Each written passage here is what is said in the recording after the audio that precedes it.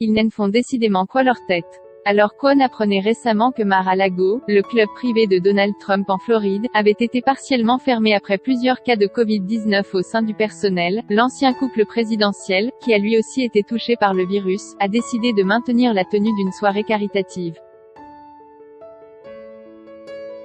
Et si cet événement fait en parler, c'est parce que le dîner en question, prévu pour ce dimanche 28 mars, devrait réunir plusieurs centaines de personnes au Trump Resort, a annoncé le site Business Insider ce mercredi 24 mars. Une collecte de fonds de 500 personnes est actuellement prévue dimanche, ont rapporté nos confrères. Le tout en pleine crise sanitaire. Alors qu'ils n'étaient déjà pas les bienvenus en Floride, l'ancien président des États-Unis et son épouse ont récemment connu une nouvelle déconvenue.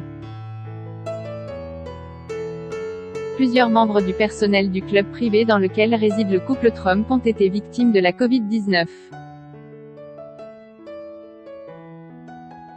Certains membres ayant récemment testé positif, nous suspendons temporairement les services au Beach Club et dans la Dining Room, a fait savoir la direction du club dans un récent email. Le club floridien a par ailleurs assuré que toutes les mesures appropriées, notamment l'assainissement de toutes les zones considérées comme infectées, ont été prises. Les services de banquet et d'événements sont, eux, restés ouverts.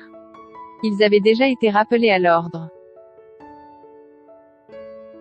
Une nouvelle pas vraiment étonnante, quand on sait que le comté de Palm Beach avait déjà envoyé un avertissement après une fête qui s'était tenue à l'occasion du Nouvel An et durant laquelle plusieurs centaines d'invités, dont Donald Trump Jr.